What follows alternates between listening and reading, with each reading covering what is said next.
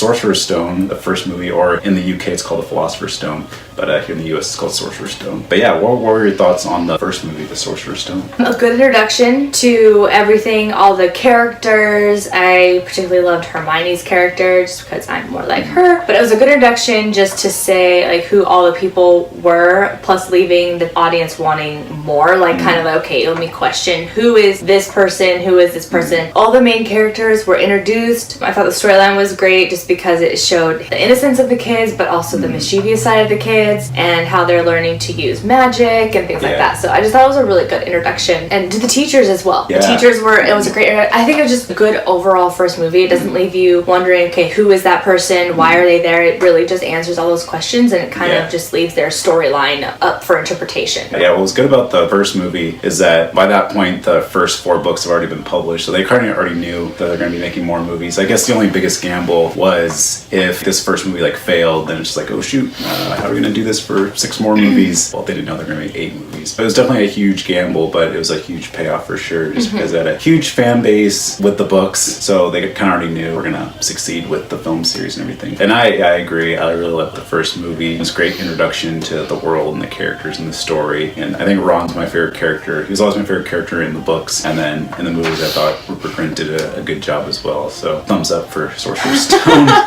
But I guess we can talk about the Sorcerer's Stone specifically. I guess just a little bit of a setup. The way that Harry, Ron, and Hermione stumble upon the stone is that they're kind of like walking to class in the hallways and stuff. There's stairways that go like randomly from like left to right, and they kind of stumble upon this secret door, and they go through it, and they see there's like a 3-headed dog named Fluffy. Then Hermione notices, hey, he's actually sitting on a trap door. And like as the story goes on, they kind of uncover that the Sorcerer's Stone is actually under that trap door, and they suspect that one of the professors, Professor Snape, is actually the one trying to steal the stone. So their whole mission is to try to take back the stone from Snape and just keep it from any kind of evil to be done. But then towards the end, there's like a big twist, and you realize that it was actually Professor Quirrell who was actually after the stone the whole time, and he kind of takes off his turban, and then you see Voldemort in the back of his head, and you realize that Voldemort was actually leeching off of Quirrell like over his soul. And the whole like big reveal is that in the Mirror of Erised, which is a device that you look at it and you see like your greatest desire. He looks in the mirror because Quirrell's like, I need you to look in the mirror and find out where the stone is. And then he sees a reflection kind of reaching into the pocket and then pulling out the stone and putting it back in his pocket, and then Harry kind of feels it and he's like, oh shoot, I have the stone in my pocket the whole time. What are your thoughts on that kind of twist of like how the stone is revealed within the story? I mean, I think it just kind of shows that Harry's special from the beginning. I know he already is because he has the scar on his forehead, but I think it just shows him what a powerful wizard he is.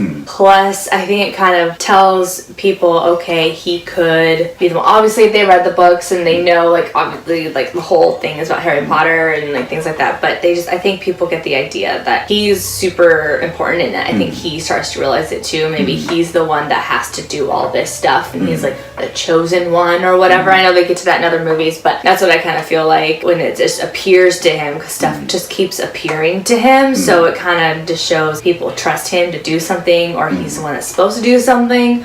So obviously he gets it because he's Harry Potter, and he's the person that is going to have to take it on.